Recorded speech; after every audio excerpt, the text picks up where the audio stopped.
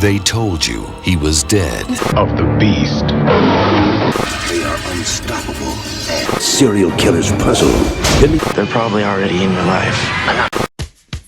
This latest victim's also a Tom. His throat looks exactly as though someone decided to test an ice pick to see if it works. Purple had gotten very excited when he was killed. The obvious thing that ties the two stiffs I've seen together is sex. The killer has to be a sex machine himself who doesn't like competition from others and decided to wipe them out. What I was watching wasn't exactly a scene out of the Aristocats. No one knows who Cloudandus really was or if he even really existed. It isn't 7 murders we have to deal with, it's hundreds. These murders started many, many years ago. The human race is the kindest there is. Who else would give a useless thing like me a home? There aren't any good men. They're all bad. They're all the same. They want her in a drama series. You just don't pass up a deal like this. She can do both. She can sing and act. Thank you very much. You guys are wonderful. It was a fun concert, but we only have time for one more song.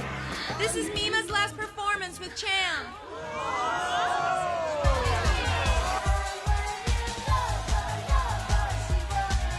I don't want to do that drama anymore. The producer is a total pervert, and my role is really screwed up. I have to say singing in front of my fans is my favorite thing. He's known for getting people to strip. So what? She doesn't care. I'm sure she can't wait to take it off. In front of the photographer and everyone, like totally, I'm here! You change your image a little bit, and they complain. Am I alive? Is this really happening? Huh? Maybe that truck hit me, and all this has been a dream. Felidae was stabbed multiple times with a sharp object, including his eyes and 65% of his body. The real Nimarin is nice. She emails me every day. Excuse me, who are you? Excuse me, who are you? Excuse me, who are you? Excuse me, who are you?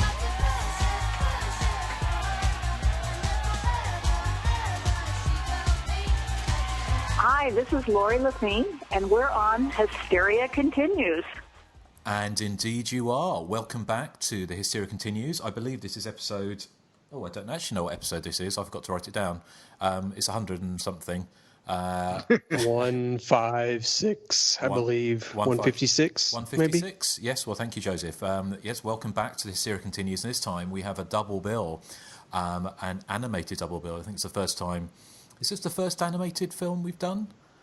I would believe so, yes. I think it is, and so we thought we'd do 2 of them in one go, and they're both listener picks. Can we remember whose picks they were? Yes, they can. Okay, so we're going to be covering Felidae, which was picked by Brandon Miller, and then Perfect Blue picked by Ara Alishan. Okay, well, thank you for those. We'll let you know what we thought of those shortly, but we've had a few... recording problems. My computer is on its last legs, and yesterday all the settings were wiped, so we had to delay for a day. So we're fingers crossed that we don't crap out. But Nathan is doing a backup recording, so it's kind of we'll get through by the skin of our teeth, hopefully. But Nathan, how are you doing over in sunny Tennessee? Well, it's a little foggy here today. I feel like I'm in that John Carpenter movie, The Fog. Okay. Joseph and I are going to have to contend with some evil beings pretty soon. But in the meantime, I'm doing great. Well, I'm glad you're going to sleep. You're going to sleep with Tom Atkins then? Do you think I'm the Jamie Lee Curtis of it? I think you are. Yeah. Yeah, I guess I'm a bit of a partier. Well, she's quite a loose lady, and she is. She's a slag. I wouldn't say she was a slag. I'd say she was a kind of a lady of her, she knows what she wants and she goes out and gets it, even if it's... So she was not quite Laurie Strode. No, she's...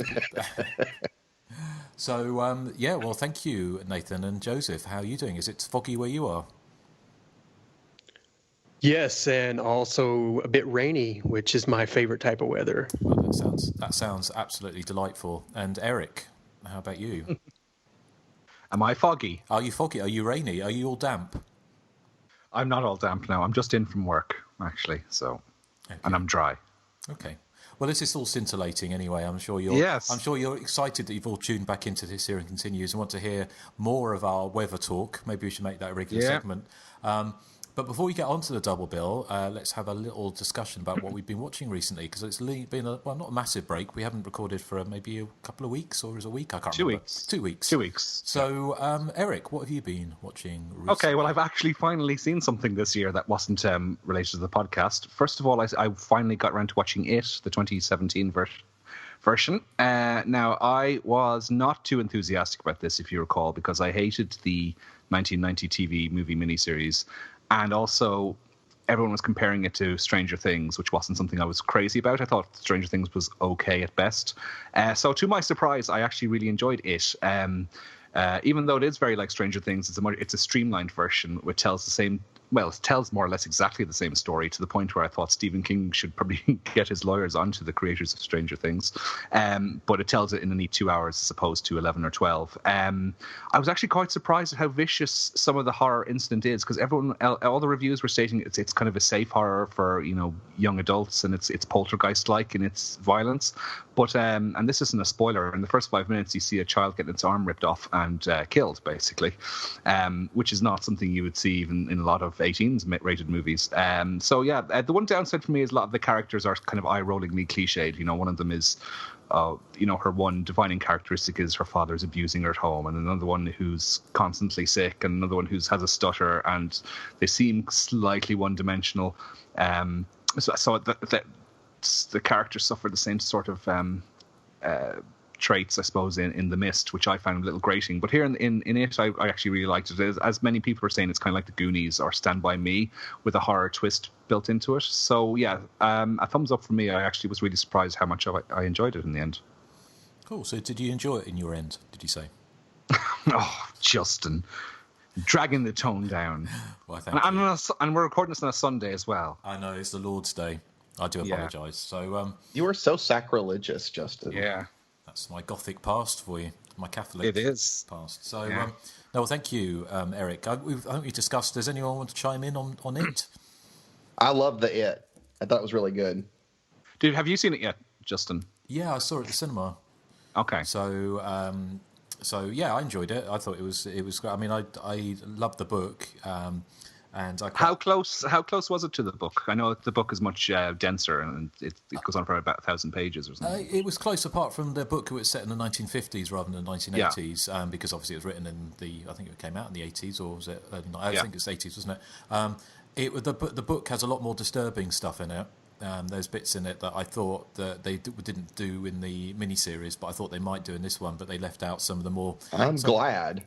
You're glad, yeah. But at least they left out one thing that I kind of always made me a little hesitant about the book.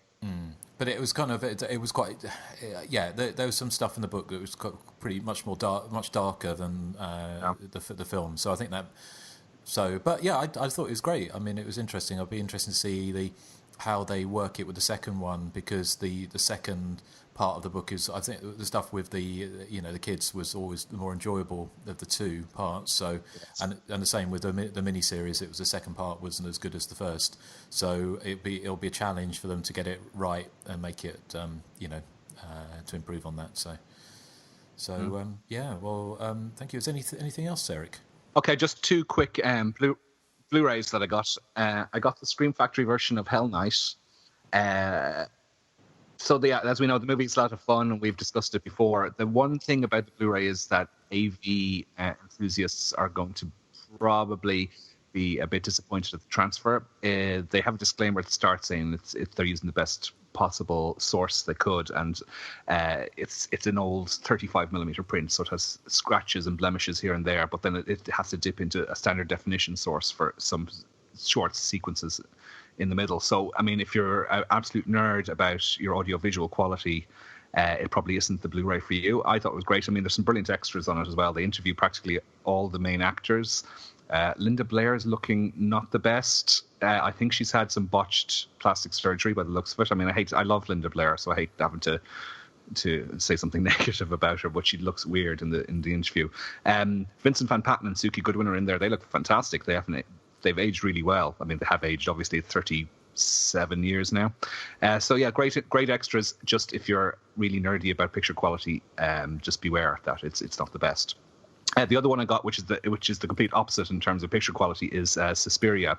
I got the Synapse 4K restoration Blu-ray. I watched that last night, and it's incredible. It's just the clarity is unbelievable. I don't even have a 4K television, so I'm sure it looks even better if you have the correct setup. Justin, you got the because it came out in the UK a 4K version as well. Didn't you get that? Yeah, I did. Yeah, it wasn't 4K. I think it was 4K restoration, but I don't think it was a Blu-ray. But I don't think I think they're bringing out a 4K disc of it at some point. Like, but I mean, it looked fantastic. But I don't know what the everyone's saying the comparison is exceptional, but I couldn't really justify spending £70 on. Yeah. Well, see, I pre-ordered this disc from Diabolic DVD back in August before it was released officially, and I didn't realize that there was a UK one coming up. Actually, the UK one seems to have more extras than this one. Like, they have completely different extras, but there seems to be longer documentaries on the UK one. This one does come with a copy of the CD, the soundtrack on CD as well. And it has a booklet with it, but it's a very technical interview with the cinematographer who talks about, f-stops and, different types of lighting, and it just got it went a bit over my head. But as for the film, it looks absolutely stunning. Yeah. Cool, excellent. Well, I'm sure, hopefully I'll see that one day, but at the moment... Can I just plug one other thing before you move on to the other guys? I got a book in the post, which I haven't started reading yet, but it's called Yuletide Terror, which I know is a bit out of date now. Christmas Horror on Film and Television.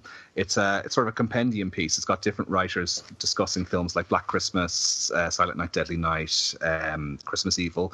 It's got 2 chapters in it are written by our own Amanda Reyes. She interviews Lewis Jackson, the director of Christmas Evil, and then she writes, of course, about her specialist subject, which is Christmas Horror on television.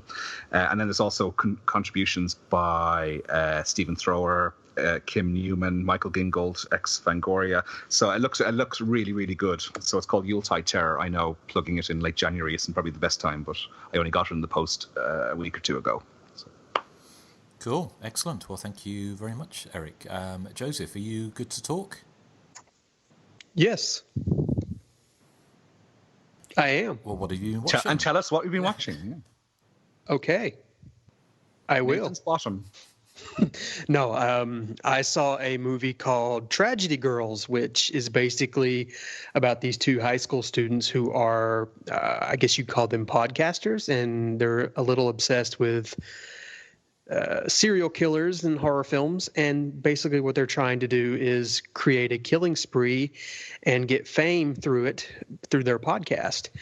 And I liked the idea, and some of the jokes were a little clever. However, this movie goes out of its way to present the worst characters you could possibly imagine spending 90 minutes with. These are the most vapid, insufferable, most unlikable lead characters I've ever seen in a movie, probably in a long time, actually. I think the movie itself would have been a lot better had they either had 2 lead characters who weren't so unlikable, or if the film, and I'm trying to avoid spoilers as much as possible, would have had the guts to kind of hold them accountable for some of the really just reprehensible things they say and do and get away with. I mean, it looks visually, it looks great. Like I said, there's some pretty good jokes in there. Some of the horror imagery is pretty good, but it's the type of film where the writing and the characters are so smug and self-important and condescending that you really just can't enjoy it, no matter how great it looks visually. So unfortunately, I have to give it a thumbs down. Now, I know also this is actually the only thing I've seen this week, but I know Nathan has seen this, and I'm sure he has more to say about it, because I think he hated it even worse than I did. Oh, yes. Oh, I'm so sorry, Tragedy Girls, because I really wanted to like this movie. I really did, because I love movies like Heathers. I usually love kind of the bitchy high school girl stuff, but I don't know. It just, like Joseph said, the 2 main characters are just terrible. Like, they're very, very insufferable to me. It's sort of like, hanging out for 90 minutes with two teenage girls who spend their entire time texting, and when they're not texting, they're rolling their eyes about something. So I don't know, like that. I don't know, that attitude and mindset. I don't know. I just find it annoying. So I didn't really like them for that reason. And I mean, heck, you know what? It wasn't even the killing. Like Joseph said, if they weren't so like self-absorbed and vapid and shallow, and you know, I don't know, if they were like two different people, they could have killed these same characters and I would have felt differently. So really, the movie fails with its two main characters. I think the tragedy girls themselves should have maybe been more painted as a like anti-heroes, killing off all the people that they were, but I don't know. I just didn't really get into it, unfortunately. But one good thing about the movie is they introduced me to a song called Always Forever by Cults, and I really liked that song. So, you know, I'll give it a half a point for that. So that means it gets a 1.5 instead of a 1. Okay. Well, I don't think that one's made it over here yet, has it, Erik? It's been, well, I think it played all the festivals last year, and I thought it was being heralded as, you know, the must see movie at the Horathon in Dublin. That's the impression I got from the brochure. Yeah, I mean, if you go and read a lot of the reviews, people are painting it as the next coming of horror, and I don't agree with that at all. The problem is there's no conflict with these girls. They're one note, reprehensible characters. You can't. I guess the gag is that you're supposed to laugh at, you know, how vapid these people really are in real life. But I don't know. This film just seems to hold them on this they can do no wrong sort of pedestal, and it just really I don't know, just irritated the hell out of me, to be honest. Okay, right. Well, thank you. One to avoid. Well, we'll sure myself and Erik will catch up with that at some point. But anything else, Joseph? No, I haven't really watched anything else this week. So. Okay, right. Thank you. So, Nathan, what have you been watching? I watched Mom and Dad, which is the new Nicolas Cage and Selma Blair movie, and it's like there's some virus that is infecting parents, and it makes them want to kill their children. So basically, it's the kids trying to avoid their parents because the parents are trying to kill them. Nicolas Cage is actually a lot of fun in this movie. I mean, he's totally over the top. I mean, it's sort of like if you take his acting from The Wicker Man and put it in this movie, so it fits. So I mean, it was a lot of fun. So I mean, I'd recommend watching it. You know, it's not, you know, anything to take seriously. It's sort of a horror comedy, but I thought it was a lot of fun. I think the premise sounds good. Yeah, because that's what's funny is that, you know, it's not adults wanting to kill kids; it's only their parents. And there's a great gag in the movie, which it's not a spoiler because it's in the trailer, but where, you know, of course, Nicolas Cage and them are trying to kill their kids, and then somebody knocks on the door, and Selma Blair looks at Nicolas Cage and goes, "Oh yeah, we invited your parents over for dinner tonight." So now they got to contend with like their parents trying to kill them too. That sounds a little like Mayhem, which I finally did watch. I forgot, and I enjoyed that. That's just to say the whole virus turning people against people. Yeah, I could say it's kind of along that line. Yeah. I did hear I heard the ending was very abrupt. Someone said. Yeah, I mean it's abrupt, but I mean I really don't know how I would have ended it any better. So I was okay with it, I guess. Is that out in cinemas, Nathan, or? Well, it was. I mean, it was on Vudu over here, but it says still in theaters on Vudu. So I'm guessing it was just some like special release. I think it's. So just look. Yeah, sorry. It's coming out, and I saw a trailer for it when I saw Insidious, The Last Key. There was a trailer for Mom and Dad, so I'm presuming it's coming out in cinemas here at some point. Yeah, it's good. I would recommend it. Cool, excellent. So, anything else, or shall I move on? Just a couple of things I've been watching. I've got 2 more things. Oh, okay. One I'll rattle through real quickly. I watched Friend Request, which was the movie about the real popular girl, and the creepy girl sends her a friend request on Facebook, and then when she accepts it, the creepy girl becomes this crazy stalker. Well, when she ends up rejecting the girl and, like, you know, unfriending her, the girl kills herself, but she does this weird ritual when she kills herself, and now all her the popular girl's friends are dying in supernatural ways. I was kind of with it for a little while, but once the supernatural stuff started, I kind of got bored. I don't know. I feel like it was one of those movies that could have been over the top and campy fun, but they took it very seriously, and it just was kind of a drag for the most part. It wasn't like a fun movie for me. So, I mean, I would probably give it maybe a 5 out of 10. It wasn't awful, but not fantastic. Have any of y'all seen that? Yeah, I've seen I saw it, yeah. What'd y'all think? I thought it was okay. I mean, I don't remember it being a 5. I remember it being maybe a 6 or 7 out of 10. I thought it was quite entertaining. Yes. I can't really remember a huge amount apart from it. It's a nice advert for never making friends with goths. Yeah, I could understand that. Yeah, I liked it enough. It was kind of. I don't think it was as much fun as Unfriended. No. Unfriended was awesome. Sorry, Joseph. Does Joseph not like Unfriended? Oh, he hates Unfriended. I thought it was quite good, and I thought it was very clever the way it all takes place within the computer screen, kind of. Me too. Sorry, I thought it was fun. What were you asking? I had to set the mic down for a second. Oh, I wasn't asking anything. I was just we started talking about Unfriended and how much we all liked it, and I said, "Oh, Joseph, he hates it." Yes, I hate it. Right. But the last thing is not a movie, but I read a book. I know, shocker, right? 50 Shades of Grey. No. But I did read Final Girls, which is about a girl that survives a massacre. Her friends get massacred at this cabin they call Pine Cottage, and they call it the Pine Cottage Murders, but she's the only survivor.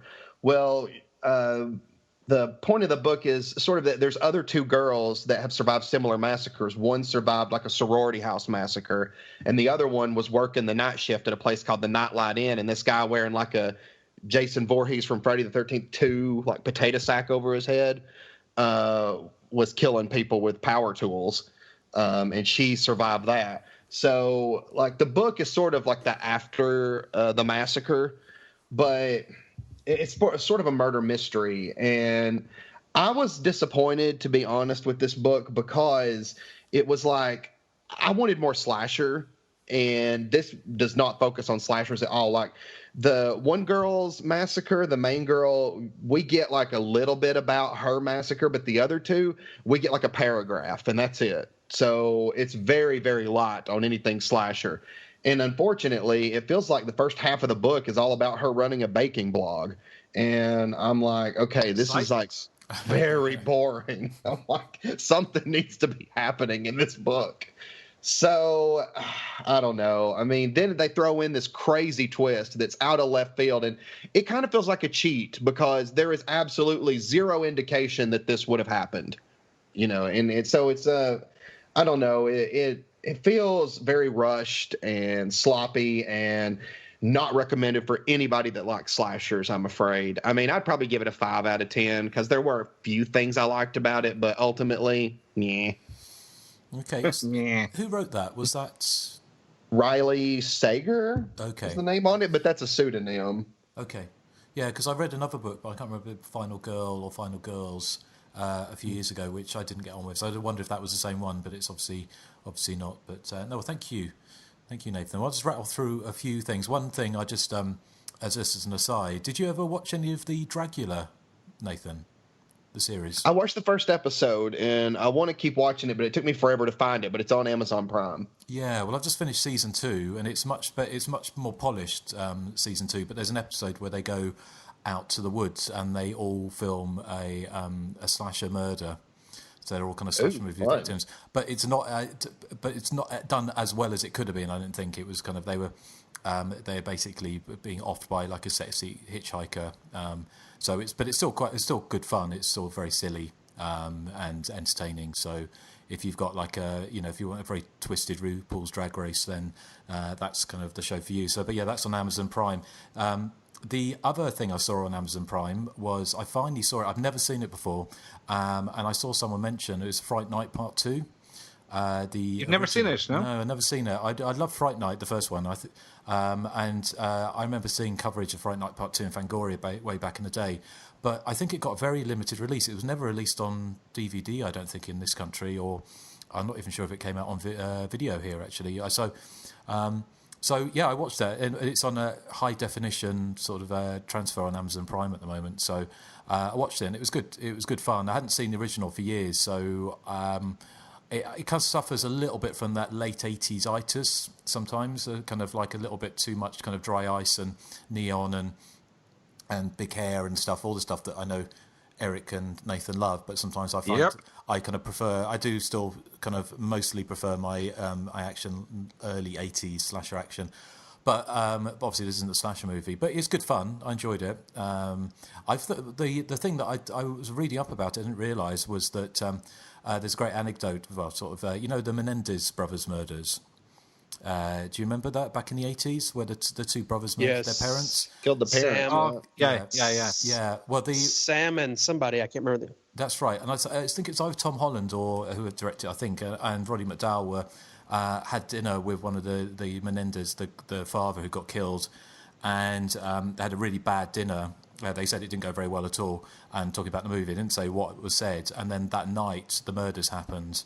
And then, if it was Tom Holland, not sure if it was, I think it was, but Roddy McDowall phoned him up and said, that the lunch was bad, but I didn't kill them. So, which I thought was quite funny. But so they were apparently going to be talking about doing a part 3 at that lunch or something. And obviously, when the murders happened, it didn't go ahead. But yeah, it was fun enough. Is it? So I take it that's kind of one that you've all seen back in the day. I saw that in the cinema back in the day, so I got a cinema release over here. I do remember it possibly being on VHS, but it definitely wasn't ever available on DVD or Blu-ray or anything. Yeah, obviously the first Fright Night's a lot better, but I think part 2 is a little underrated. I actually didn't see it till the late 90s. I didn't see it when it came out, but I actually enjoyed it a lot from what I remember. I remember it being really good as well. Cool. What about you, Nathan? Are you a fan? Well, I don't necessarily remember it being good, but I remember really loving it. Well, that's the story of your life, isn't it? Yes. Yeah. Yes. And if I'm wrong, correct me if I'm wrong, but is Sybil Danning in this movie? No, I don't think so. Oh, because I like Sybil Danning. That's The Howling 2, I think you're thinking. Ah, darn. Yeah. Maybe that's the one I'm thinking about. I need to get my movies back on track. It's the one, Sybil Danning's the one with the end where she takes her bra off 44 times during the credits. Yes, Howling 2, Your Sister is a Werewolf. Yeah. Oh, darn. Yeah, so I think I might have been thinking about that. She-Bitch or something it's called as well, isn't it? I think The Howling 2 would be quite a good one for our Patreon picks at some point. Oh, yeah. Yeah, definitely. So I've got the Blu-ray of that, so that's a good one to do. But another couple of ones I quickly rattle through. One was I finally caught up with Alien Covenant. And? Well, it was all right, but it was kind of I'm probably on the naysaying side of things. I thought it had more kind of action horror, but I almost felt like it's fairly arbitrary. That it was kind of like it felt like they had to put it in, and everything stopped ground to a halt for 10 minutes for them to sort of do some kind of COD philosophy, like staring off the middle distance. But it's just kind of a bit of a weird mishmash. I liked the ending. I thought the idea of the ending was interesting. But I thought, it was just kind of I kind of guess it's one of those things. You're damned if you do and damned if you don't. If you make a sequel that doesn't actually feature stuff that from the original films or the same elements, then you get criticised. When it does, you also get criticised. But it just Exorcist 2. Well, yeah, well, yes, but it just felt like it was kind of a lot. Didn't really feel like it wasn't as clever as it thought it was. I don't think, to be honest. Well, no, it definitely wasn't. And sticking a shower scene in that straight of a slasher movie was really out of place, I thought, in the Alien universe. But I still really enjoyed it. Yeah, it was all right. I thought it looked amazing. It looked brilliant. So I saw a kind of like high definition transfer. Did you enjoy watching Michael Fassbender give himself a snog? Yeah, that was. I liked his line about him saying, "Oh, now for a bit of fingering," or whatever it was. Yeah. When he was playing his flute. So that was quite funny. I mean, it was all right. So I'm glad I caught up with it. The other one that I watched, and this was is getting quite a lot of controversy at the moment for its end. Another film that's controversy for its ending. This was a Netflix original. Was The Open House, which is a kind of slasher-esque. Kind of slow burn movie, and it's about a mother and her teenage son who go and house sit for her sister in a remote kind of country lodge, which is they basically got open house days, so they've got lots of people coming and going, and then they realise that they're not alone in the house, and it's kind of remote in the middle of the woods. It's a real slow burn. I really liked the build up. I thought it worked really well, really slow burn. But the ending has got everyone in absolute fits of kind of rage, because it's got I won't spoil it, but it's got one of those kind of endings where you just think, what the fuck. It kind of reminded me, if you can see where it's going with a film like Final Exam, the same kind of criticisms might be levelled at Final Exam could be levelled at The Open House. But I thought it was a lot of fun on the build-up. It's just, I think the ending could have worked if it was signalled, done a bit differently. It just didn't have the impact I don't think the filmmakers were wanting. But have any of you seen that film? No. I've seen the 1987 movie. Yeah. No, I want to. And I love the 1987 movie. Yeah, it's not cheesy like that at all, but it's got some scares in it, and it's got some creepiness, and it does turn into a slasher movie towards the end. So I'd recommend, recommend a watch anyway. I have a question then. We can do a little mini roundtable Algonquin, because you saying that kind of reminds me of a question I wanted to ask, because I felt this way about Tragedy Girls. Do you guys ever feel like the ending, if you have a movie that you have enjoyed up to the ending, but you hate the ending, does it ruin the whole movie for you? I don't necessarily think it ruins the whole movie. It depends what it is. I think if you kind of leave the cinema, or you turn off the tape, or eject the Blu-ray or whatever with a groan and think, oh, for fuck's sake, or whatever, then it does colour what's come before. And I kind of guess whenever you rewatch that film, then you always know that ending's going to come, because there's always that slight weird disconnect sometimes when you're watching films, especially horror movies. Whenever I watch like the Friday the 13th films, even though I know the action's never going to change, sometimes there's part of me just thinks, oh, I wish so and so would get away. And I just wondered what would happen. It would probably be dragged off to an insane asylum if suddenly you're watching a film you knew really well and the action started changing. That would be weird. That'd be awesome. Yes, though. some people say it's about the journey and not the destination. I don't necessarily agree with that. Sometimes I can agree with that, but not all the time. Well, they do say that the ending can really, really dictate what an audience will feel like. Yeah, that'll be the memory they take. Yeah, my argument against that is we'll tell that to the Griswolds when they got to Wally World. Yeah, I see. I'm not familiar with the National Lampoon movies, so. Oh, Eric. I will say, because that movie Tragedy Girls that we talked about earlier, I kind of liked it until the ending. So to me, that ending ruined the whole film for me, and I'm not spoiling it, but I'm not going to give it away. But I was also thinking, that's happened to me before with other movies, and the ending to other movies has kind of thrown me off. Like, take what's that movie where I hate the ending? What is the name of that movie? Eden Lake. Yes, Eden Lake. Okay, that would color. Yeah. If I knew, I could never sit through that again, knowing what was to come at the end. I don't care that either. I love the ending at Eden Lake. I thought it fitted perfectly. That's because you're a chav. No. And you're on the side of chavs. You like hanging around parks late at night with your hoodie, threatening passers-by. Well, that's not very goth, is it? Well, the graveyard then. Eric. I love a good downbeat ending sometimes. I think it's kind of that. It depends. Yeah, but this was too realistically downbeat that I hated it. Well, I mean, I don't mind Jason coming back from the dead at the end of a movie. That's fine. And I don't mind, the ending to Black Christmas, the original. That's a downbeat ending. But I don't know, like this one, it annoys me if the bad guys, I hate them. Like, I cannot stand those characters. So it annoys me to see them succeed. But something like Black Christmas, I didn't hate Billy. I thought he was scary. So that's a little different. And he has a potty mouth.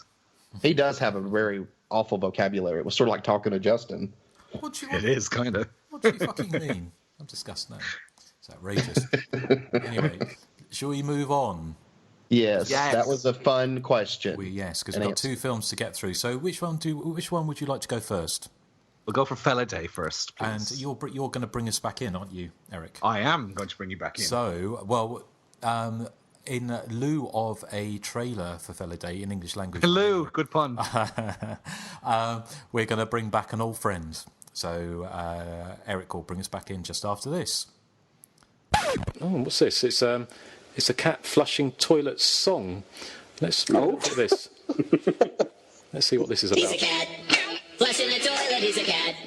This animated feature film, based on a successful German novel, was made for grown-up audiences and features graphic depictions of feline sex and violence. Felidae is the Latin word for cats. Francis is a suave cat who investigates murders. A series of female cat murders leads him to uncover a plot. The plot centers around the forced breeding of superior cats as a means to take control of the world. The cats masterminding the plot have every high-tech device at their disposal. Francis encounters explicit brutality reminiscent of a not-too-distant German past. And that's the plot description from Amazon, which I'm just realizing now as I read it out is not particularly grammatically brilliant, so apologies for that. So Felidae is basically one of those grown-up animated films along the lines of Plague Dogs, Animal Farm, Fritz the Cat, or Heavy Metal. Now, in the case of the Heavy Metal movie, that's an animated film I really like because it's an anthology for starters, so that when a segment begins to outstay its welcome, at least it's brief. And also it's quite cinematic as well. I mean, the film looks amazing in places. Here, though, Felidae for me, it has all the technical panache of a Saturday afternoon filmation production. Technically it looks like it could be just a 90-minute He-Man episode in terms of its animation style. So I'm sad to report that I was mind-numbingly bored for the entire duration of this film. It's only 80 minutes long, but it seemed to crawl by, and I felt like I'd been sitting there for 5 hours by the time the end credits began to roll. I was trying to make notes of things I liked about the film. One of the first things I did like about the film is I liked the fact that one of our hero cats, Bluebeard, refers to humans as can openers, which I thought was quite funny. But then I just sat there with this glazed look, just as this boring plot unfolded before me, and my interest only perked up at the very end when the end credits began to roll, and a very nice Boy George song started to play that I'd never heard before, called Felidae, that I really quite liked. So it's not a good sign when your favorite bit of the film is the end credits. The problem for me is that this is very much, it's not a slasher movie, it's not a horror movie, it is a film noir sort of detective movie, which is a genre of film that I just have no interest in, live action or animated. So when I hear that sort of detective-y voiceover at the very start, my heart sank. I thought, okay, this film is probably not going to be for me, and I was right. I just couldn't get into the film at all, even though it's populated by cute little kitty cats, which I adore, as I think all four of us adore cats, so I should be enjoying even that aspect of the film, but no, that wasn't drawing me in. I just found it unendingly dull. I mean, it reminded me back in the early 80s going to see films like The Black Cauldron and The Secret of Nim, which neither film I particularly enjoy. I remember my classmates thinking the films were really good, but I just couldn't get into them. It's something to do. I like animation. I mean, I liked the Disney stuff when I was a child, but this more grown-up stuff, it has to work really hard to appeal to me, and this just didn't. I just thought it was visually drab, boring plot. I was not a fan. It's safe to say. It's probably not the worst film we've covered. I was just thinking, it was this time last year, I think we were covering Axum for the podcast, which was the lowest point I think we've ever hit. I don't think we'll ever see anything as bad as that ever again, thankfully. But this certainly wasn't one to cheer me up in the midst of winter. So I'm sorry to say Felidae was a big thumbs down for me, but I was absolutely shocked to see all the 9 and 10 star reviews it was getting on IMDb. So obviously I'm in the minority. So I'm going to see if we have any polar opposite opinions on here. So I'll hand over to you, Joseph, if you are free. Yes, we are diametrically opposed on this because I thought Felidae was fantastic from the. Okay. I thought the animation was stunning. I don't get where you're saying it's bad animation. I thought it was dripping with atmosphere, and I love how this neighborhood they're in is not named on a map or anything. It's just it could be any neighborhood, but it's so dreary and kind of rainy and dark. Obviously, it's probably somewhere in Germany, but since I watched the English track, I just imagined in my head it was some back alley neighborhood in Philadelphia or something. But I think what the film does very well is it kind of blends those noir aesthetics and even a little galley in my opinion. I mentioned earlier that it reminded me a bit of Deep Red, and you said how. I think with the central male, or in this case a cat hero, kind of seeing things and then remembering things to kind of piece together the mystery, kind of reminded me a little bit of Deep Red. So I see a little bit that there, not a whole lot, but just a little bit. But yeah, like I said, I think I'm not much of a cartoon fan, but I thought, for a actual hand-drawn animation and not CGI animation, I thought it had a lot of great atmosphere.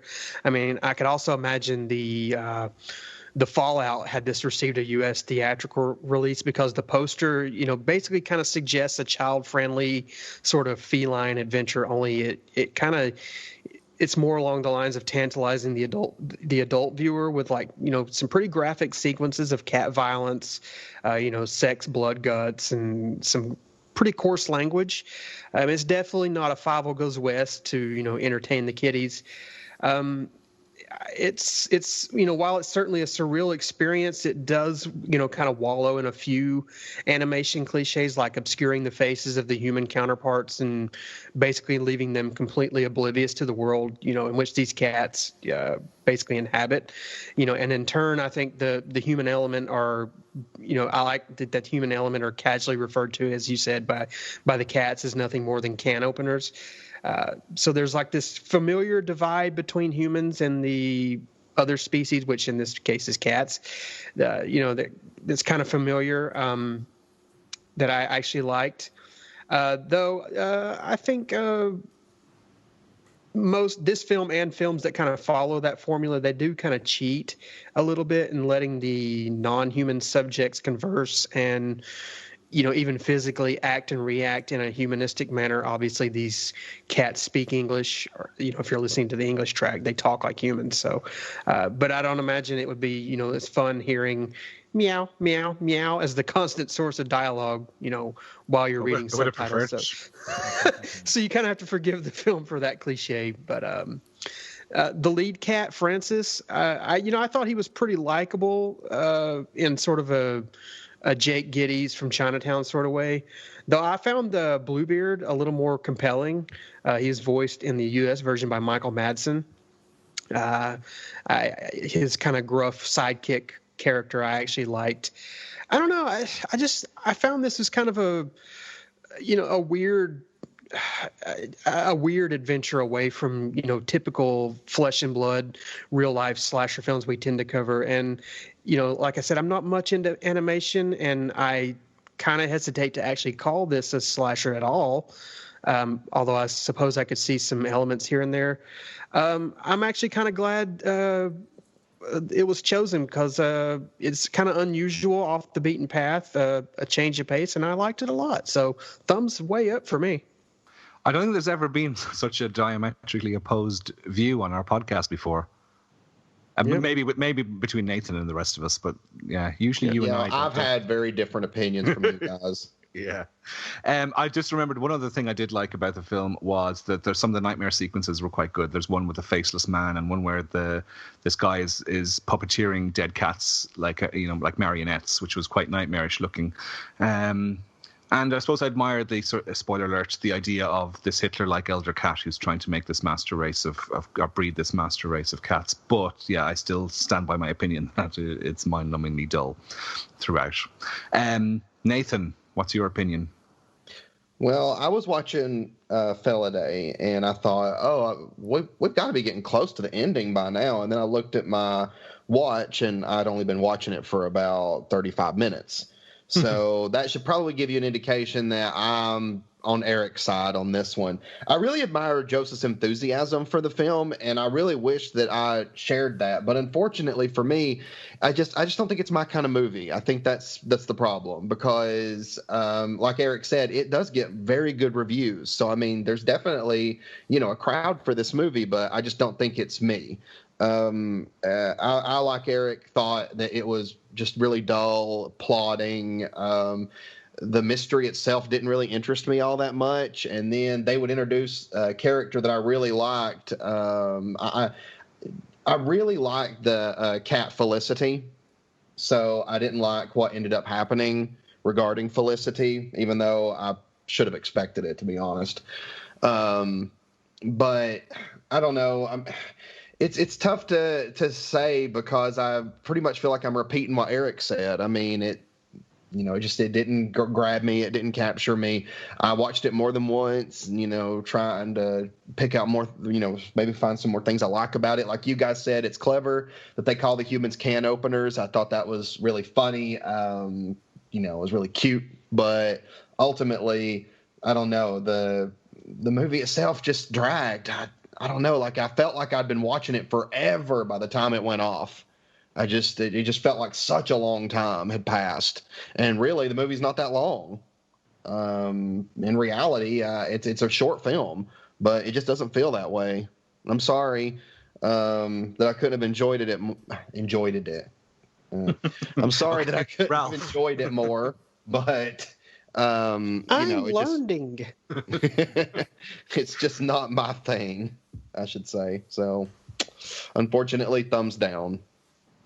Okay, Justin. Well, what do you think? I think it's going to be a fairly even split, as it were. I'm kind of siding with Joseph on this one. I really like. Well, why don't you just marry him then? Yes.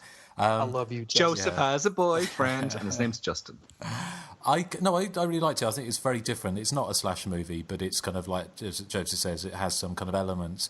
I mean, eating poo is very different as well, but that's not nice. Yeah, it's my turn to talk, Erik. I've got the wooden spoon. That's the rhubarb for Justin. Oh, for goodness sake. Anyway, do you mind if I continue? No, thank you.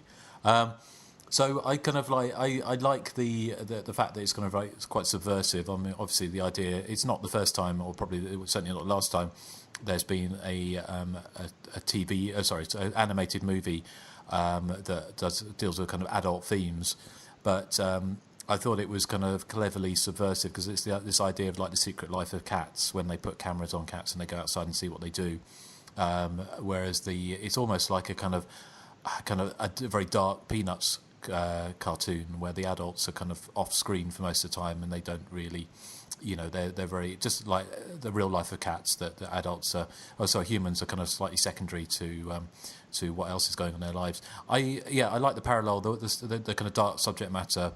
And it had some genuine kind of shocks in so much like the killing of Felicity the cat, which is kind of, you think when you're watching an animated movie, you're constantly thinking, well, this is going to be the kind of, not the romance, but this is going to be like the she's going to be a character that's going to continue to the final reel, and she doesn't. She gets killed off almost immediately in a very gory way. It's kind of, it reminds me a little bit of those kind of Japanese, funny enough, with like talking about Perfect Blue coming up, kind of gory Japanese animations. Where they are, it is very gory. You've got entrails coming out, decapitations. Also, I side with Joseph on this. I thought the animation was maybe not the best animation in the world, but I thought it worked really well, and it had that kind of German expressionist kind of feel to a lot of the nightmare sequences, and of course the parallels with the kind of super race and the Nazi sort of history, made it even more kind of slightly dangerous as a form of entertainment coming from Germany as it did. So, yeah, I really liked it. I thought it was funny in places, not scary, but certainly disturbing in other places, and the ideas behind it were kind of like sort of unique. So if you went in there wanting to see a cat slasher movie, this isn't really a cat slasher movie. It's kind of a murder mystery. With kind of a political subtext, but it was, I really liked it. I thought it was very good. I definitely don't think it belongs in the horror category. Is that your joke? I didn't find the film very amusing. Another joke. It left me feline a bit catatonic, to be honest. I had to pause it several times as it wasn't holding my attention. Oh no! I didn't find it to be a very interesting tale. It was far from perfect. If only That's the end. Unfortunately, I haven't got the sound. The soundboard that I use is kind of crashing my machine at the moment, which is part of the problem. Because otherwise, that definitely would have got the tumbleweed. But can you just go back in and just overlay sound effects over all his jokes? I think I might do it. I like Eric's jokes. Thank you. Yes. Okay. But, well, let's talk about a little bit. Actually, before, just a complete aside, because before I forget, and I know you'll like this, Eric, but did you see that Roy is coming to console soon?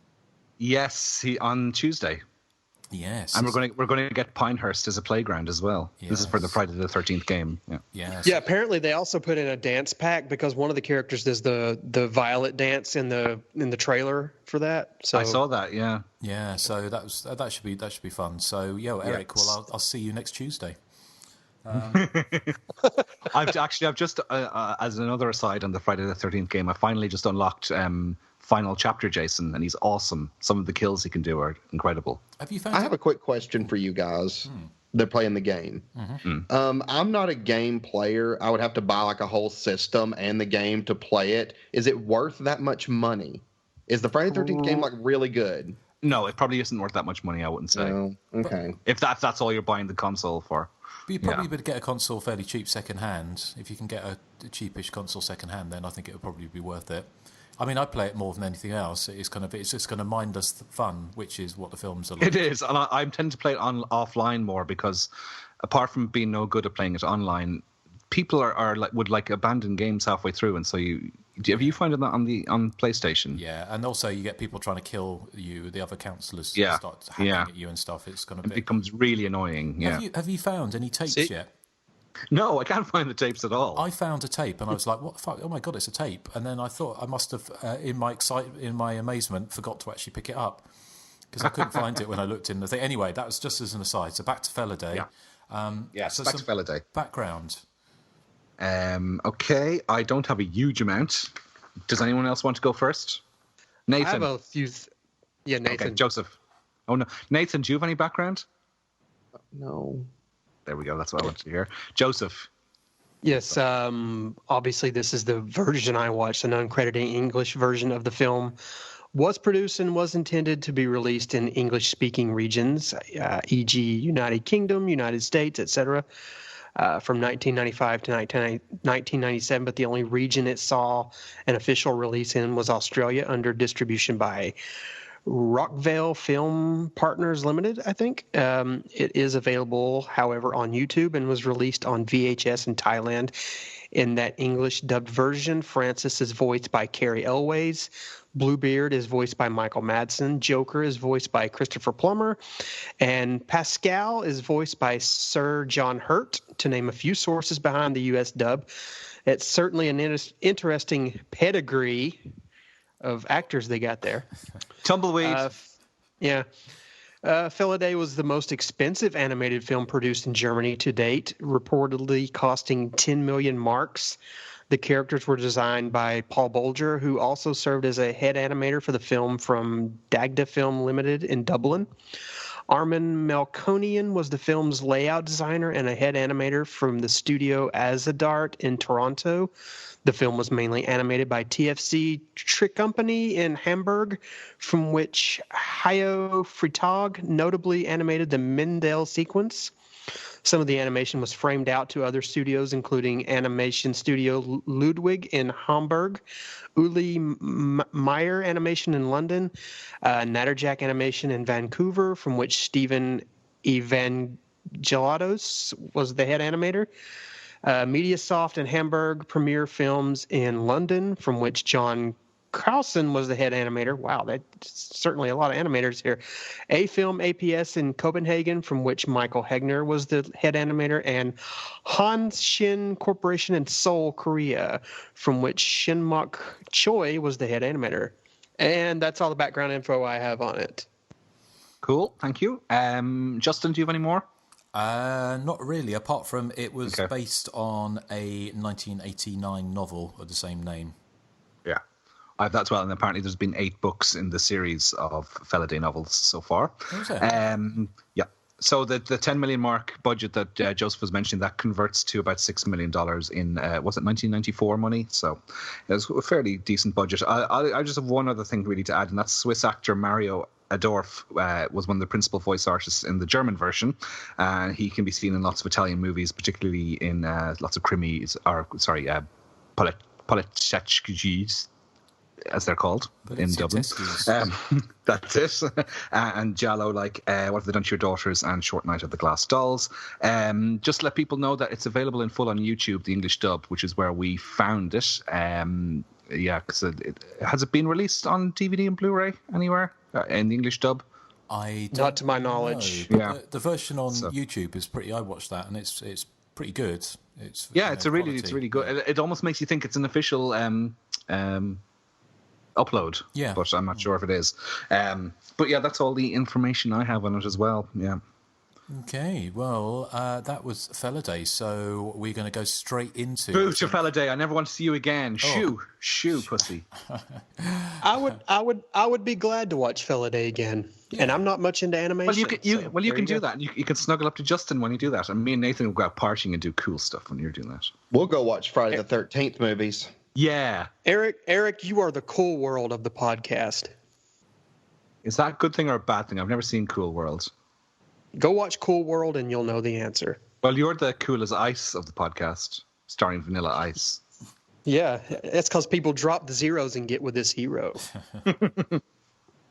Pop singer Mima Kiroji looks forward to a bright new career when she quits her chart-topping trio to become an actress. When she lands a role in a sexually charged murder mystery, Mima's life begins to fall apart. Reality and hallucinations merge into a terrifying netherworld where innocence is lost and dreams become nightmares.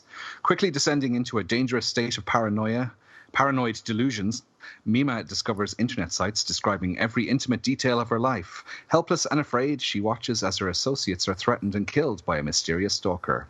In the tradition of great suspense masters, director Satoshi Kon, special advisor Katsushiro Otomi, I shouldn't have gone through with this, and Madhouse Studios bring thrilling suspense novel to the screen in a tour de force that brings animation to a bold new level. Yeah, I really should proofread these things before I delve into them. Now, Perfect Blue to me was a much better film than Felidae. For starters, the film had a much more engaging plot. Darren Aronofsky has said that the film was a big influence on him, and you can tell. I mean, particularly something like Black Swan. It deals with like subject matters of paranoia and doubt and regret and loss of innocence, loss of identity. So you have this character Mima who is in two minds from the start about whether to abandon her successful, it seems, pop music career to move into acting, where she finds herself immediately sort of relegated to playing, a pole dancer who gets raped and then doing a nudie photo shoot. So she's basically turned into a tuppenny whore, or a Justin as they're called over here. Yeah, and she keeps saying yes to everything she's asked to do. What? Was that your evil laugh? Yeah. It sounded like a sort of dog snuffling, or a hedgehog. Anyway, carry on. I've been called worse things than a hedgehog. That's Ron Jeremy's nickname, isn't it? I think it is, yes. I resemble Ron Jeremy in one very specific way. Your face. Anyway, hey, you have the mustache. Anyway, so as I mentioned, the film sort of belongs to that category of horror where sort of reality and illusions are blurred. Things like, it reminded me of something like The Machinist or The Jacket, the aforementioned Black Swan. So if those films float your boat, I think you'll probably really like Perfect Blue. Except this one has a very funny / scary ballerina version of Mima that floats around in the sky and bounces from object to object like some kind of psychedelic parkour participant. Also, the killer is this very odd looking bloke. He reminded me of the killer from the Funhouse, and he has a very peculiar voice which sounded just like Bobcat Goldthwait, which is a nice pun considering Bobcat, and we were covering Felidae. That wasn't even a joke of the week. That's just a fact. Yeah. In terms of the animation style on this one, I'm not sure I'm a big fan of the sort of anime style of animation. I was engaged in the plot and all that, so it didn't bother me. But if Perfect Blue hadn't engaged me on a plot level, I don't think it would have impressed. I don't think the visuals would have been enough to compensate, is probably what I'm trying to say here. And as much as I enjoyed it, I'm not sure it's something I'd go back to. I mean, I highly recommend people watch it, but it's not something that I think I could do repeat viewings of. I think we were discussing this, Joseph, during the week, where I think we both find the anime style to be kind of cold and distant, which means that it's less engaging for me. So it doesn't have that Friday the 13th or Halloween rewatchability. But, you know, it's a big thumbs up. I mean, it has... it very cleverly blurs the line between reality and fantasy. There's some sequences where you think, okay, this is... she's in real danger here, and then you hear somebody yell cut, and it just turns out to be a scene she's filming for this TV show Double Bind that she's working on. And I thought all that type of stuff was very clever. And then it has kind of a double twist ending, which I won't reveal just yet, but I'm sure we will at some stage. I don't think I've ever seen an anime. I've never even seen Akira, to be honest. So I'm pretty sure like anime and manga are. I'm a virgin. Well, I'm not anymore. I lost my virginity during the week. There's the quote for you, Justin. Perfect Blue was my introduction, and from what I've read on the internet, apparently it's supposed to be a good gateway drug to other anime. I don't know if it would entice me to seek out more anime, but for what it is, I really enjoyed it, and especially watching it back to back with Felidae, it was like a breath of fresh air. It's like finally something that's engaging and has a plot, and it doesn't feel like it's moving at 1 millimeter an hour, which is what Felidae felt like. So yeah, thumbs up for me for Perfect Blue. Who will we go to first this time? We'll go in reverse order. Justin, what did you think? I like Perfect Blue. I think it's interesting. I mean, I'm not a huge fan of anime either. I mean, I to be honest, the ones I do kind of quite like are ones that they're kind of like Howl's Moving Castle, if that's the right term, and those kind of Princess Mononoke and those kind Studio Ghibli, isn't it? They're called. Yeah, I quite like those movies. So I think it's kind of interesting, and it's also a bit because the certain style of anime seems to be so kind of rigid that you know automatically the way that the characters' faces and the eyes and everything almost seems like there's. I'm sure if you're a massive anime fan that you'll know subtleties in the kind of different animation, but it kind of seems like it's very regimented about how the look of things. I mean, I liked it. I liked it well enough. I found it a bit confusing, but I kind of guess that was the point of the movie, in so much that it was playing about what was real and what wasn't real. And I think it probably has some very interesting ideas running through it. I didn't guess who ultimately who the killer was. I'm not quite entirely sure how it all worked. If we're going to spoil it, maybe someone could explain to me. Am I right in thinking? Well, I'm not 100% sure about the ending either.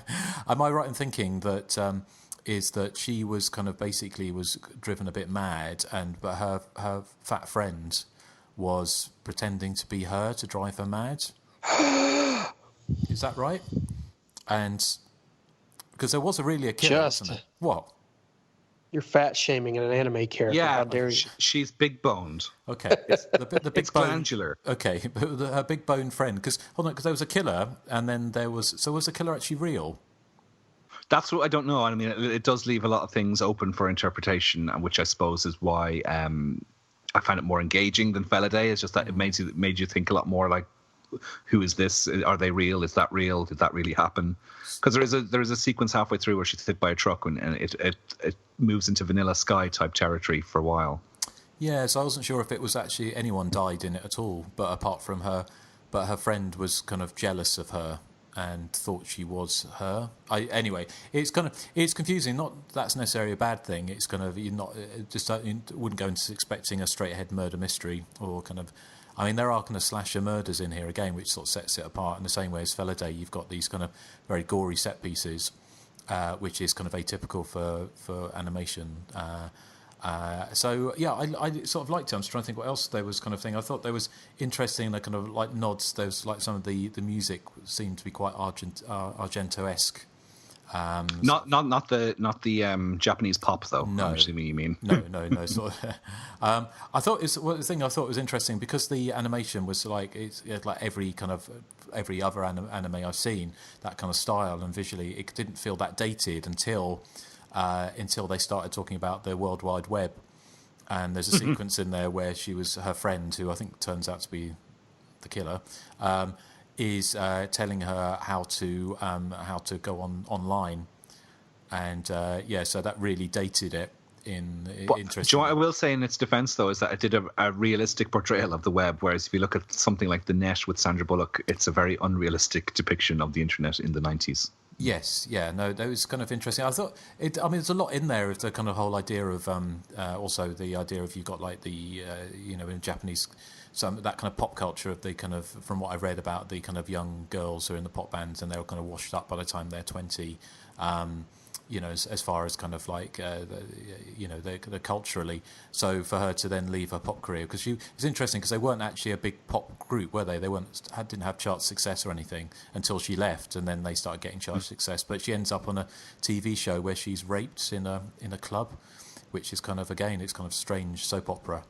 But whether or not that was true, real or not, it's open to conjecture, isn't it? But I liked it. I think it's an interesting movie, and it's an interesting one to pair with Felidae. But if I had to pick one out of the two, I would say that I preferred Felidae to Perfect Blue. I couldn't disagree more on that. Well, I know, Erik. That's what's the spice of life, isn't it? Bit of conflict. So yeah. Personally, I'd ditch both of them and watch Exorcist 2 again if I had my choice. But hey, I don't. Are you done, Nathan? Joseph? Justin, even? Anyone else? Roll call? Yes, I am done. Thank you. Nathan, Perfect Blue. Was it Perfect Blue or Perfect Poo? Well, it started out as a perfect poo because I even wrote you guys as I was watching it, and I'm like, oh my God, like I was like not into Perfect Blue at all. Like the first, I guess 30 minutes or so, I was just feeling bored and confused. And I'm like, what is going on in this anime? And I don't like anime anyway. It's not my genre. So it's not something I enjoy. So I was kind of dreading watching this movie anyway. Sorry, listener that picked it. Alishans. Ara Alishan. Yeah. Sorry, Ara. But you'll be happy to know that as the movie went on, stuff just started to click for me. And I actually started to really enjoy it.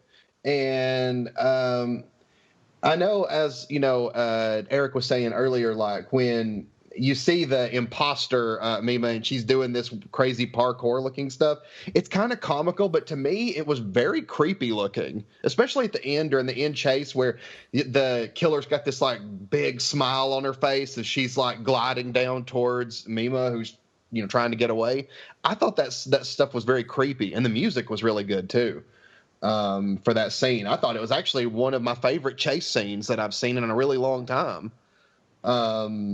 So I love that. But I'm kind of like Justin in that, spoiler alert, her friend Rumi is, the bad guy here.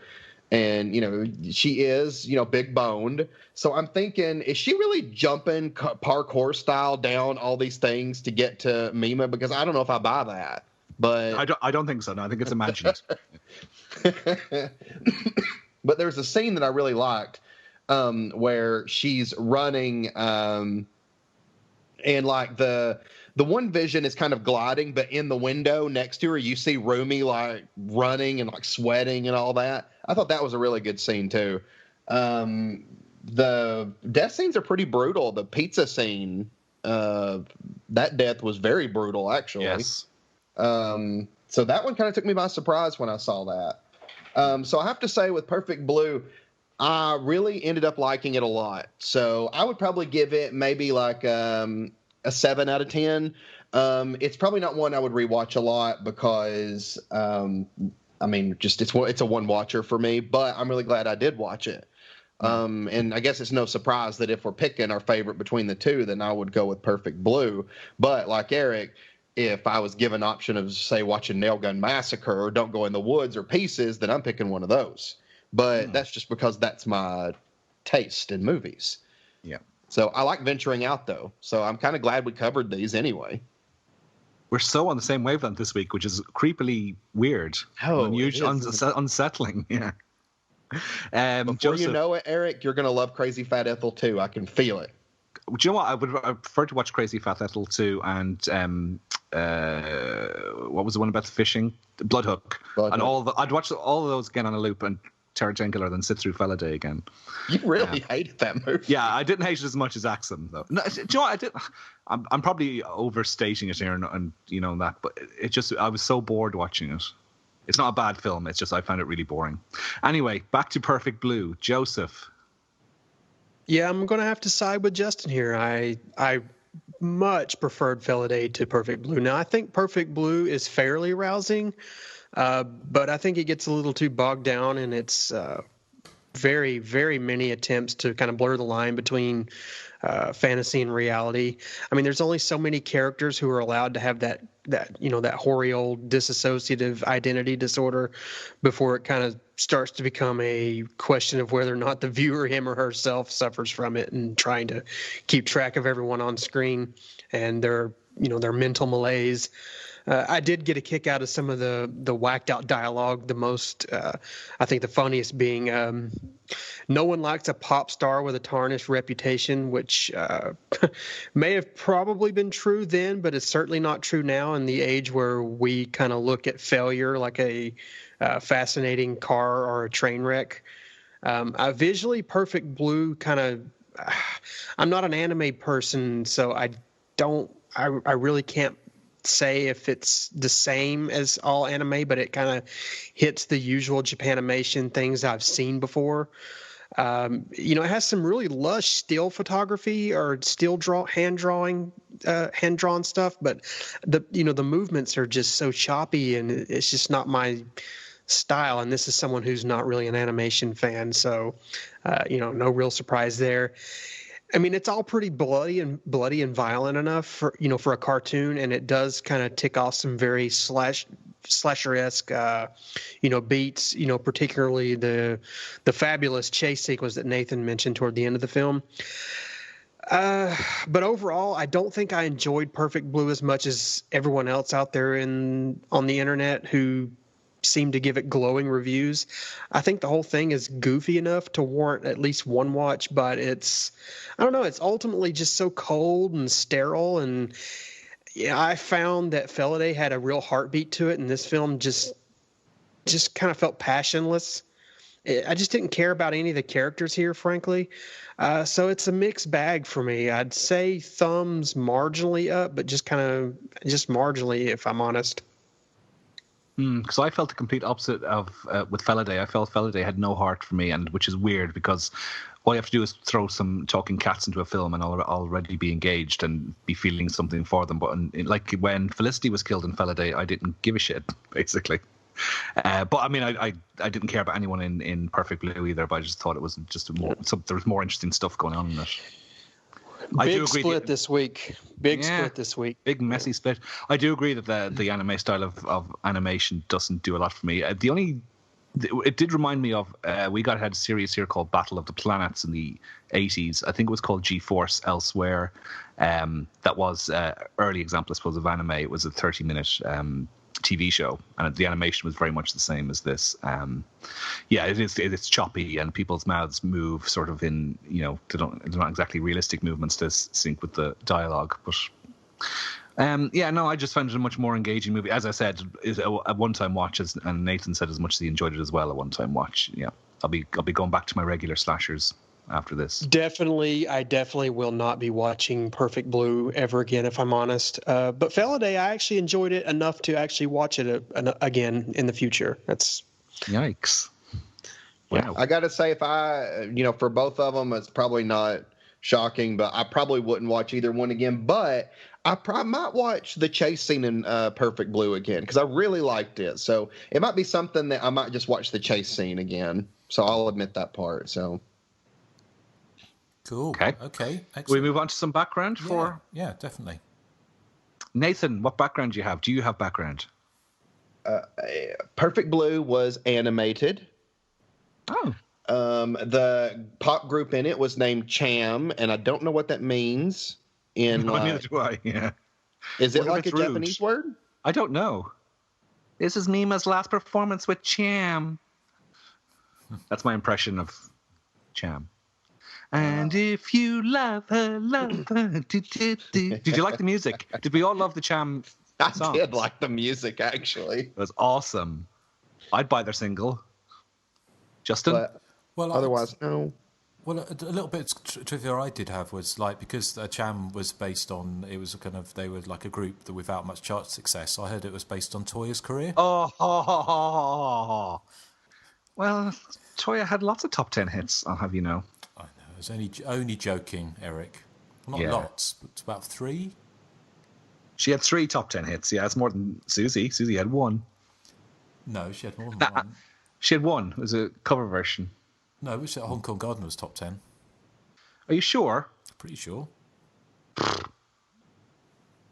Okay. Yeah. Do you have any background anyway while you're there? Well, it was going to say that it was originally meant to be a live-action movie, but the Kobe earthquake of 1995 happened, and I was reading that there was damage to production studio, so surprisingly they decided to go down an animated route, and I always thought animated films were more expensive to make than That's right. When I read live that bit of action. trivia, I thought the same. I thought it's more time consuming than that to make it animated. Yeah, so I'm not quite sure whether or not that was, because sometimes you can't believe everything you read on the internet.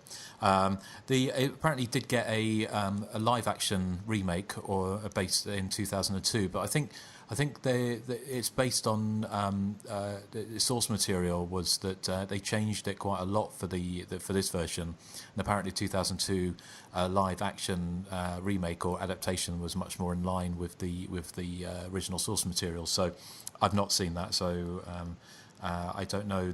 Like you mentioned about Darren Aronofsky saying it's an inspiration for Black Swan. I did read somewhere that it was also bits of it used in a Madonna video. She incorporated some into a remix for a song, What It Feels Like for a Girl, as a video interlude during her Drowned World Tour in 2001. So, but at risk of taking up everything else off Wikipedia, I'll pass it over to you. Wow. Yes, I got some more stuff off Wikipedia as well. So I got that the director Satoshi Kon went on to direct the 2006 film Paprika, not to be confused with Anal Paprika. Then he died in 2010. Part 3. The film had a small release, theatrical release in the US in August of 1999. It premiered at the Fantasia Film Festival, actually, where it proved to be an instant hit, and it won Best Asian Film at that festival. Monty Python's Terry Gilliam is a big fan of the film, and he included it in his list of top 50 animated films. I don't know if I've seen 50 animated films in my life, so I don't know if that's a good thing or bad thing. As you said, Darren Aronofsky has actually paid for the rights to Perfect Blue because he was planning to do a live-action version, but he paid for the rights to Perfect Blue so he could use a live-action version of the bathtub scene for Requiem for a Dream. He has acknowledged the similarities between Perfect Blue and Black Swan as well, although he refuses to cite Perfect Blue as a blueprint for his film. And that's about all I have. Actually, the original novel was called Perfect Blue: Complete Metamorphosis. So that's all I have, Justin. Okay, well, thank you, Eric. Joseph, do you have any background? Sorry. I know the only thing I have is apparently it was animated. Okay, Nathan, I already gave that. Yes, I know. That's why I said apparently it was animated. Yeah, it's the new Alan Dale joke. All right. Yeah. Well, do we want to do an after the credits on this one? Or... we didn't do one for Felidae either, so we should do after the credits for both. All right. Okay. Well, here's the intro. Here's the credit. So.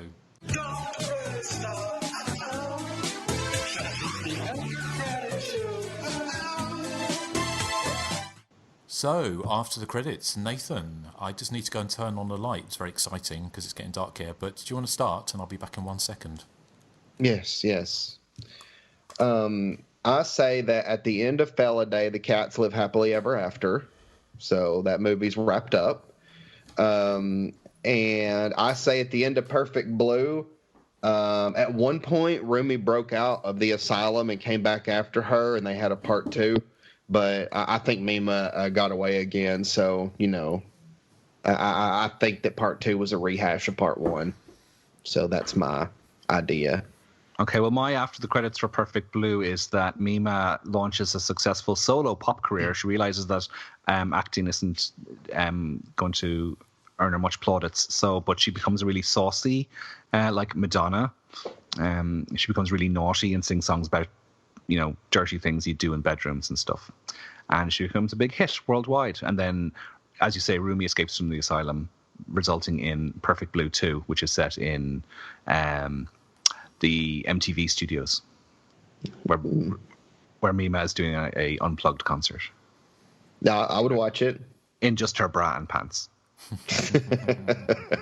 What about Felidae, Eric? Felidae. What would happen at the end of Felidae? The cats lose the ability to speak and just start going meow meow, and they do nice cute things that people video and put on the internet. Oh, that makes for a rousing part 2. Yeah. What about you, Justin?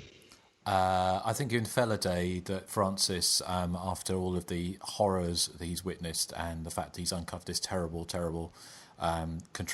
sort of scheme to have a kind of eugenics for cats, goes away and becomes an artist who does sounds for podcasts, and he did the famous flush in the toilet sound effect for the Hysteria Continues. Wow. Yeah, that's deep, isn't it? As far as Perfect Blue, I don't know. I'm trying to think. I'm sure it would be the fat friends escaped the asylum. Big boned friends escaped the asylum and went on a eating rampage. She's not that fat. Well, she might be by the end of it, and she gets so big that she becomes like it's a crossover with one of the Ghibli or whatever studios things, like sort of one of the giants, because there's lots of giant creatures in that. So she crosses over into that universe and starts killing people in the kind of cutesy Japanese movie. So I'm overstretching there, but Joseph, how about you? Well, I'm going to cross these over. I'd say Francis and Mima got together and taught each other the perfect mew.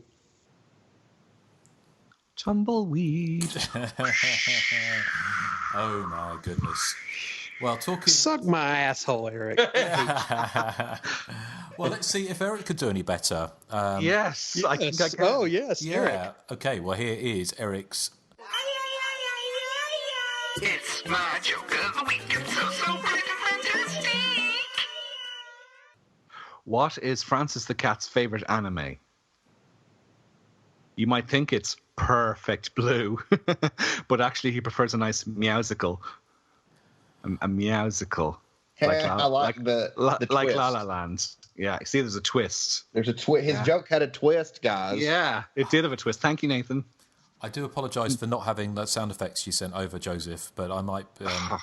But I think a dignified silence is probably the best thing. Nathan liked it. Nathan is my boyfriend now.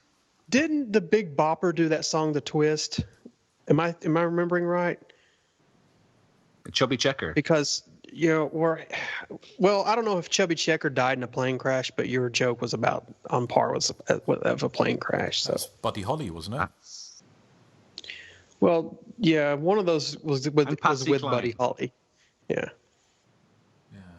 Buddy Holly, Richie Valens, and this is just as depressing as Eric's jokes. Let's move on. John Denver. There must be something about sort of musical stars getting in planes, which isn't a good thing. Yeah. Let's hope Toya never gets up in the air, eh? Hey, shut up! That's a horrible thing to say. What? I said let's hope she never gets up in the air.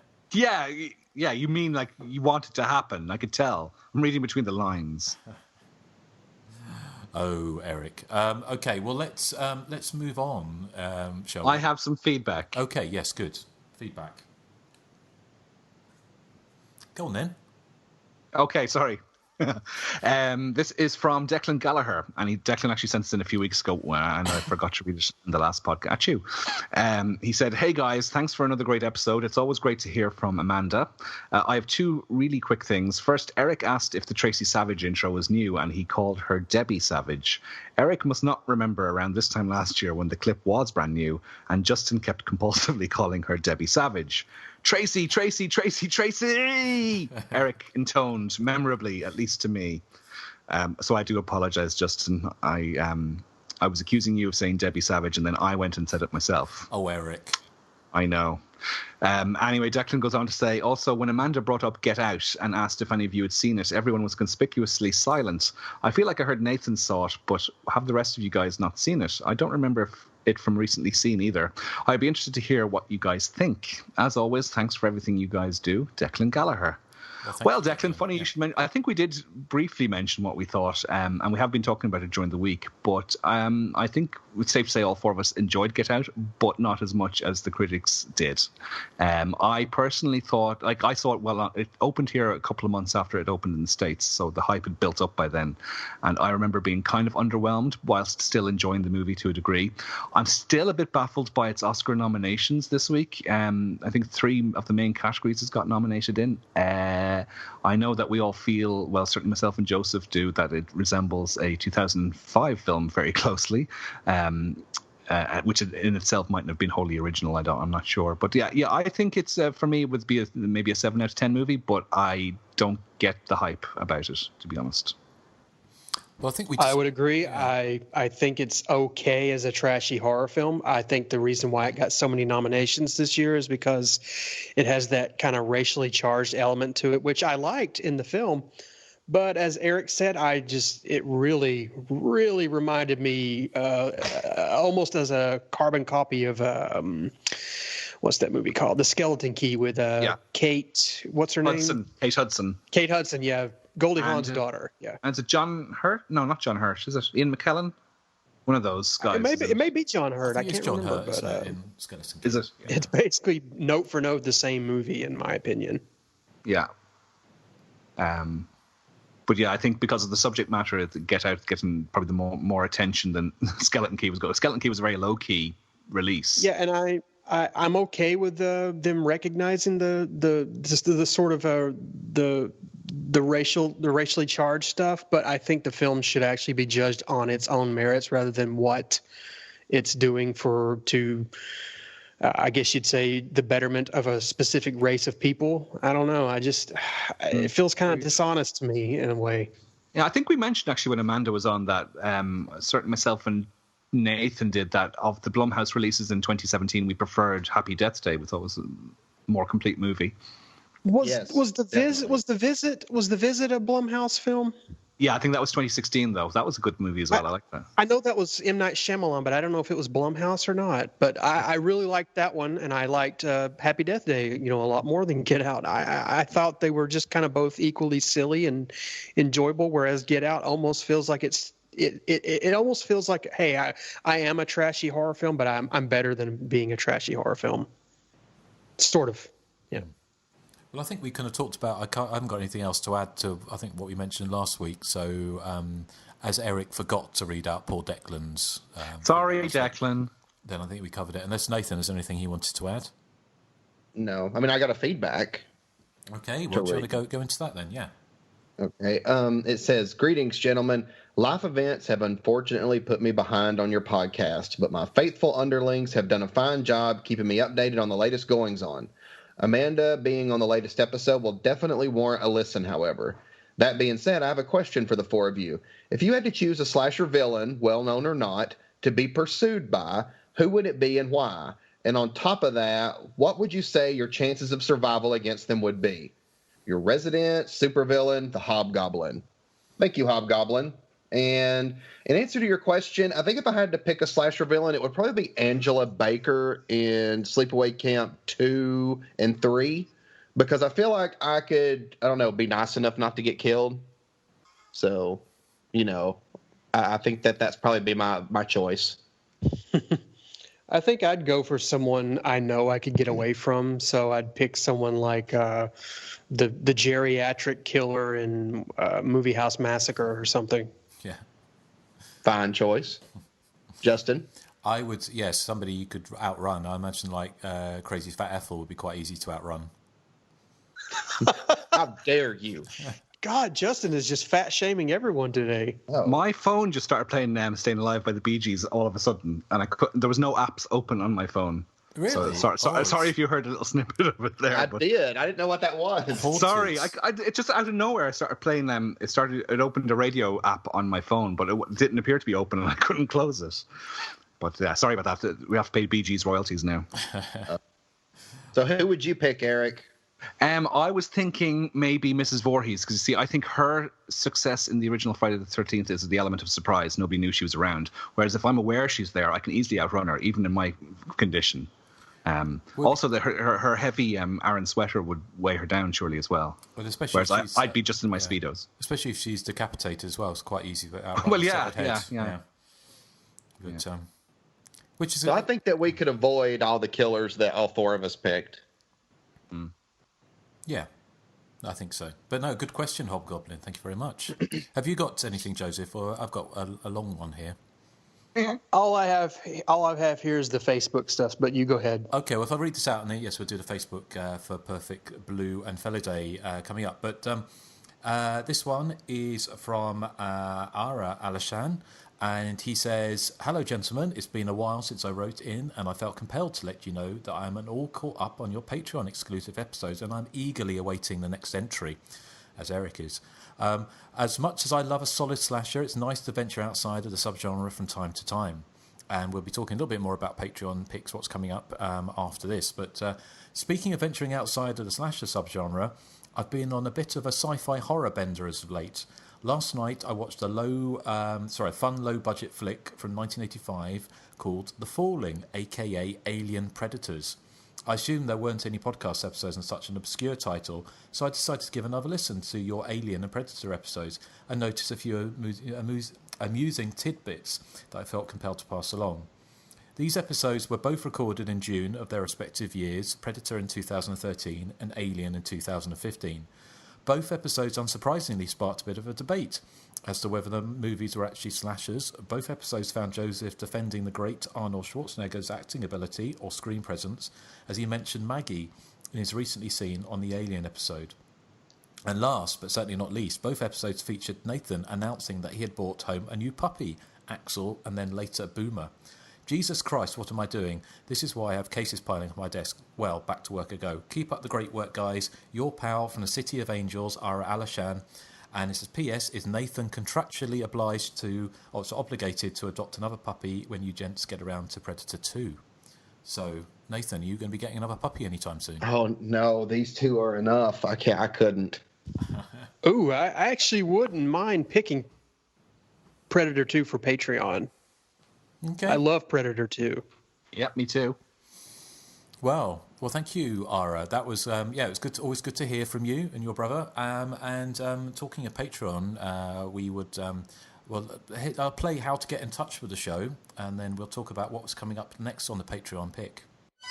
The content of this podcast was provided by Justin Kurzweil, Erik Frillfall, Nathan Johnson, and Joseph Henson. If you enjoy our program and are willing and able to provide a donation, please visit us on Patreon and become a content-designated subscriber. That's patreon.com/The Hysteria Continues. For non-subscriber PayPal donations and general feedback, our address is the.hysteria.continues@gmail.com. To listen and interact, simply search for The Hysteria Continues on iTunes, YouTube, Facebook, and Twitter.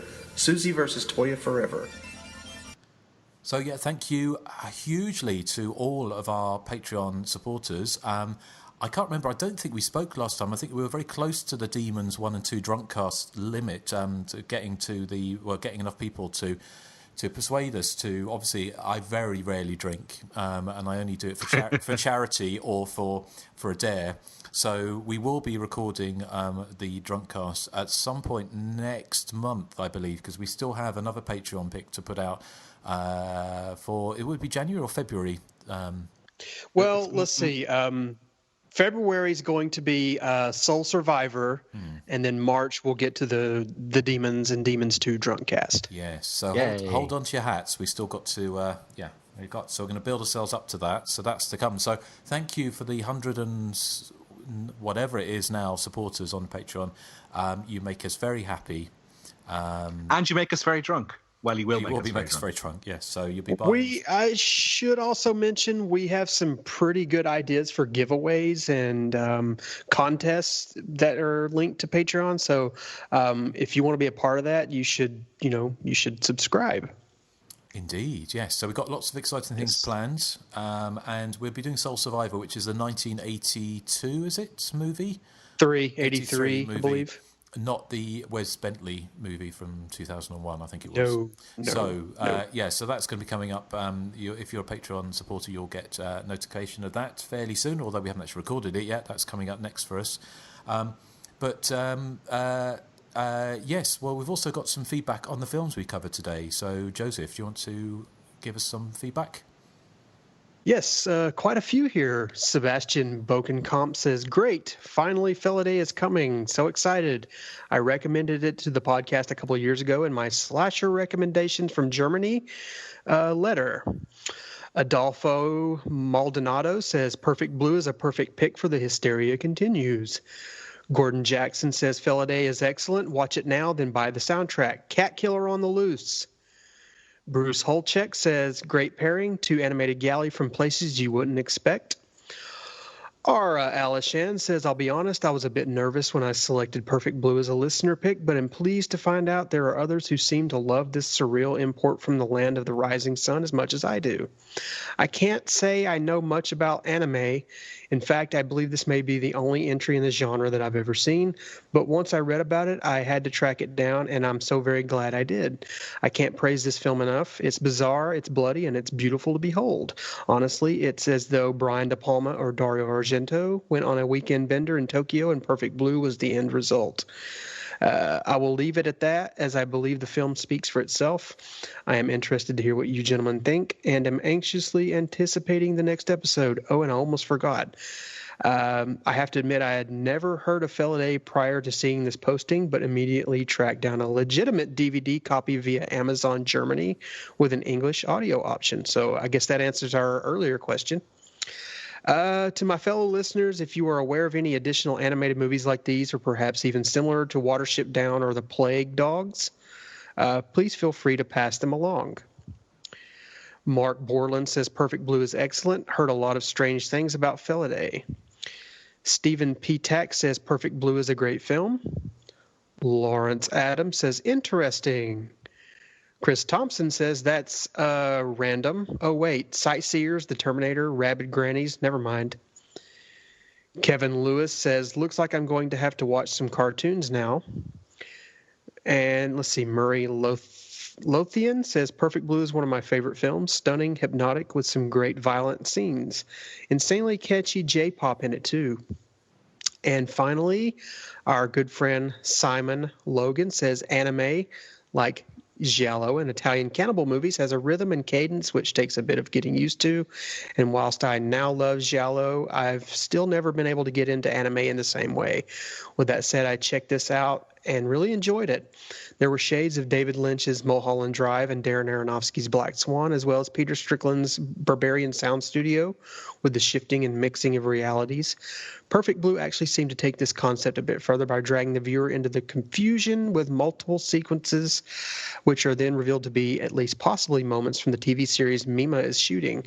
There's also plenty of interesting ways to look at the movie via the male gaze theory, which should keep Amanda Reyes happy, as well as the at times worrying aspects of the portrayal of female characters, which seems to affect manga and Japanese cinema as a whole. The scenes of Mima being introduced to the nascent internet alone makes this one worth a watch, and the sight of the old Netscape Navigator screen made me shed a little geek tear. Another great moment was when Mima celebrated Cham making it to 83rd in the charts. Seems like the sort of thing that Susie and the Banshees would celebrate. Toya, on the other hand, would celebrate merely being able to spell charts. I hate that comment. So, being a sucker for any movie which plays with concepts of perception and reality, I really enjoyed this one. One question, though, and this might have been answered in your background segment already or might be answered by the source novel, but why is it called Perfect Blue? Does anyone know why it's called Perfect Blue? No, I did wonder if it's some Japanese kind of translation thing, that maybe it means something culturally there. No idea, but that's all the feedback I have. It's cryptic. Cool. Like, why is Halloween called Halloween? Well, I think we know that, Erik. Oh. That's a question for the ages, by the way. Yeah. For the ages. So, okay, well, thank you for that. Is I was trying to think of anything else for us to cover. Well, what are we going to be covering next time on the show proper? Well, we're doing another listener pick, and again, this is an Ara Alishan listener pick. We're going with Behind the Mask, The Rise of Leslie Vernon. So, okay, interesting. Yeah, so that's going to be coming up next time. Is there anything else left to say? Perfect Blue. I like Perfect Stew. Well, Perfect Blue likes disco music. Well, Perfect Blue Electric Boogaloo would have been the good one for the sequel. Yeah, right? Perfect Blue Galoo. That's a great joke, Justin. Thank you. No, it's not. Yeah, that's probably the best one today, isn't it, Joseph? Yes. Right. Okay. Well, what are we playing out with, Erik? We're playing out with the Nice Boy George song "Felidae," which I had never been aware of before, but I really liked. Okay. Well, I do too. I like it. Excellent. Well, thank you for listening to the Hysteria Continues. We look forward to seeing you next time. So say goodbye to the good people. Meow. Wow. Meow.